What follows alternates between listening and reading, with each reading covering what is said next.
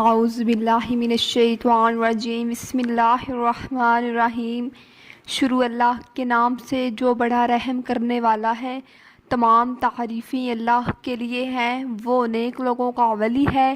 میں گواہی دیتی ہوں کہ اللہ کے سوا کوئی معبود برحق نہیں ہے، وہ یکتا ہے، اس کا کوئی شریک نہیں۔ اور میں یہ بھی گواہی دیتی ہوں کہ ہمارے پیارے نبی محمد صلی اللہ علیہ وآلہ وسلم اللہ کے بندے، اس کے رسول اور آخری نبی ہیں۔ اے اللہ ان پر، ان کی آل پر اور تمام صحابہ اکرام پر رحمتیں برکتیں نازل فرما، آمین ثم آمین۔ السلام علیکم ورحمۃ اللہ وبرکاتہ۔ امید ہے کہ آپ سب لوگ خیر و عافیت سے ہوں گے۔ آج میں آپ کے لیے ایک ایسا وظیفہ لے کر آئی ہوں جو آپ نے ربیع الاول کی پہلے جمعہ کے دن کرنا ہے۔ جمعہ کا دن ویسے ہی بہت بابرکت اور بہت ہی اہمیت والا دن ہوتا ہے، جس کی بدولت جو کچھ بھی مانگا جائے، جو بھی حاجت ہو وہ پوری ہو جاتی ہے۔ جمعے کے دن ایک ایسی بابرکت عصر کے ٹائم یا پھر کوئی اور لمحہ ہو سکتا ہے جو ایسا بابرکت گھڑی، بابرکت لمحہ ہوتا ہے جس میں جو بھی دعا مانگی جائے وہ قبول ہو جاتی ہے۔ تو اسی طرح ہمارا جو ایک وظیفہ ہے وہ جمعہ کے ریلیٹڈ ایک اہم وظیفہ ہے، جس کے متعلق میں آپ کو آج کی اس ویڈیو میں بتانے جا رہی ہوں۔ جمعہ کا دن ایک بہت ہی بابرکت دن ہے۔ جمعہ کے دن ہمیں جتنا ہو سکے درود ابراہیمی کو پڑھنا چاہیے۔ درود ابراہیمی ایک ایسا درود ہے جس کی بدولت آپ کے 10 گناہوں کو معاف فرما دیتا ہے۔ اللہ تبارک و تعالیٰ آپ کی 10 درجات کو بلند فرما دیتا ہے، آپ کی 10 نیکیوں کو بڑھا دیتا ہے، اسی طرح آپ کے 10 گناہوں کو مٹا دیا جاتا ہے۔ جمعے کے دن جتنا ہو سکے درود ابراہیمی کو پڑھا کرے، جتنا ہو سکے، جتنا ٹائم ملے درود ابراہیمی کو پڑھتے رہا کرے۔ ایک حدیث میں آیا ہے کہ جو شخص ہر روز بلا ناگا صبح کے ٹائم 10 مرتبہ درود پاک پڑھتا ہے، اسی طرح جو شخص رات کے وقت یعنی کہ شام ٹائم کو 10 مرتبہ مجھ پر درود ابراہیمی کو پڑھتا ہے، اس کی قیامت کے دن میری شفاعت اس کے لیے واجب قرار دے دی جائے گی۔ سوچیں کتنی رحمتیں برکتیں ہیں، کتنی اس کی فضیلت ہے درود ابراہیمی کو۔ بالکل چھوٹا سا درود ابراہیمی میں کتنے ہی منٹ لگتے ہوں گے، اندازہ لگائیں۔ 5 منٹ ٹوٹل، 5 سے 7 منٹ آپ کے لگیں گے۔ میرے خیال میں 5 منٹ بھی نہیں لگتے اگر ہم لوگ صبح 10 مرتبہ صرف 10 مرتبہ درود ابراہیمی کو پڑھ لیں۔ اسی طرح ہم شام کو درود ابراہیمی 10 مرتبہ پڑھ لیں تو کتنی زیادہ اس کی فضیلت ہے کہ قیامت کے دن، بروز قیامت، روز حشر والے دن، جو کہ بہت ہی سخت اور بہت ہی بھیانک، جو کہ میں کہہ لوں کہ اگر کوئی انسان کسی کی ایک بھی خطا ہوگی، کوئی ایک بھی اس کی نیکی ہوگی، تو اللہ تبارک و تعالیٰ اس کو ایک نیکی کے بدلے ہی اس کو جنت میں داخل کر دیں گے۔ تو سوچیں کہ اگر آپ کے پاس بہت ساری نیکیاں ہیں تو کتنے اچھے طریقے سے آپ لوگ جنت الفردوس میں جائیں گے۔ انشاءاللہ یقین کیجئے، یقین کے ساتھ آپ اس وظیفہ پر عمل کیجئے۔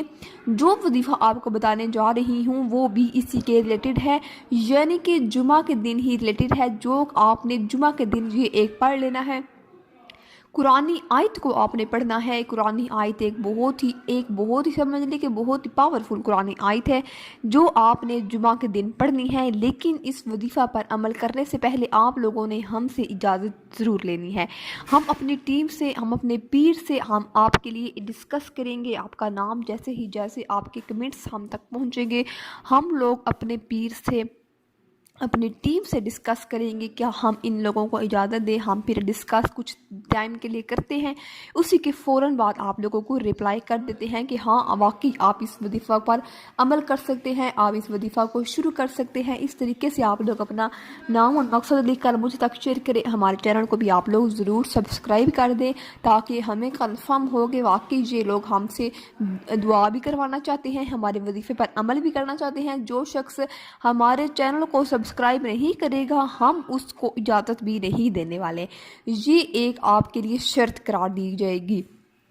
چلتے ہیں اپنے وظیفہ کی جانب، جو کہ بہت ہی مجرب ہے، بہت ہی باکمال ہے۔ سوچیں سمجھیں کہ آپ لوگ جتنا ہو سکے اس وظیفے کو کریں، جب دل کرے اس وظیفے کو کرے، اٹھتے بیٹھتے چلتے پھرتے جب موقع ملے اس وظیفے کو کرے۔ بالکل ایک چھوٹی سی قرآنی آیت ہے جس کو آپ نے پڑھنا ہے، چھوٹی سی قرآنی آیت ہے، صرف سمجھے کہ آیت ہوتی کتنی سی ہے، آپ لوگ پڑھتے تو ہوں گے قرآن مجید کو روزانہ، اس کی تلاوت تو کرتے ہوں گے۔ آیتیں جو ہیں بالکل چھوٹی چھوٹی آیتیں ہیں۔ سورہ رحمان کی ایک آیت ہے جو کہ سورۃ رحمان میں کئی بار ریپیٹ ہوئی ہے، سورہ رحمان میں کئی بار ریپیٹ ہوئی ہے، یہ سورۃ رحمان کی آیت ہے فَبِأَيِّ آلَاءِ رَبِّكُمَا تُكَذِّبَانِ۔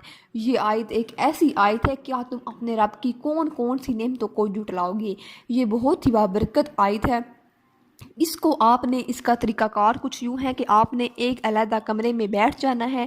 علیحدہ کمرے میں بیٹھ کر آپ نے 2 کٹوریاں لے لینی ہیں، یعنی کہ 2 پیالے یا کولیاں وغیرہ آپ کہہ سکتے ہیں، 2 کولیاں کٹوریاں لے لیں۔ ایک میں آپ لوگ چنے 11 چنے دانوں کے 11 چنے رکھ سکتے ہیں، یا پھر آپ لوگ 11 گندم کے دانے رکھ سکتے ہیں۔ اسی کے علاوہ آپ لوگ 11 چاول کے دانے رکھ سکتے ہیں۔ 11 آپ نے جو چیزیں لینی ایک چیز ہے، یا پھر گندم یا چاول یا چنے، ان تینوں چیزوں میں سے آپ لوگ ایک چیز لے لیں۔ اس کے بعد آپ نے کرنا کچھ یوں ہے کہ اول اور آخر درود ابراہیمی پڑھ لینا ہے۔ اس کے بعد آپ نے صرف اور صرف 11 مرتبہ ہر دانے کے اوپر 11 مرتبہ فَبِأَيِّ آلَاءِ رَبِّكُمَا تُكَذِّبَانِ کو پڑھ لینا ہے۔ پڑھنے کے بعد آپ نے اسی طرح 11 دانوں تک کو اختتام تک پہنچانا ہے۔ پڑھ کے ایک ہاتھ کی ہتھیلی پر، دائیں ہاتھ کی ہتھیلی پر ایک دانہ رکھیں، اس کے اوپر 11 مرتبہ فَبِأَيِّ آلَاءِ رَبِّكُمَا تُكَذِّبَانِ کو پڑھیں، 11 مرتبہ پڑھیں، اول اور آخر درود ابراہیمی پڑھیں۔ پھر اس دانے کے اوپر آپ لوگ پھونک مار دیں، یعنی کہ دم کر دیں۔ اسی طریقے سے آپ نے باقی جو 10 دانے ہیں ان کو آپ نے ترتیب وائز اسی طرح چلنا ہے۔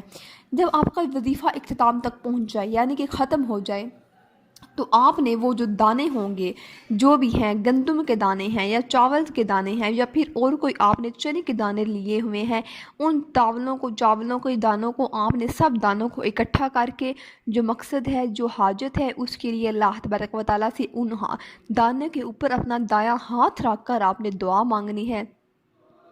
دعا جو ہے آپ نے اس طرح مانگنی ہے کہ جو اپنا مقصد ہے وہ اپنے ذہن میں رکھ کر اپنے لیے دعا مانگیں، اور جو آپ کا ہاتھ ہے، دایاں ہاتھ، اس کو آپ نے چنے کے دانوں کے اوپر رکھ دینا ہے۔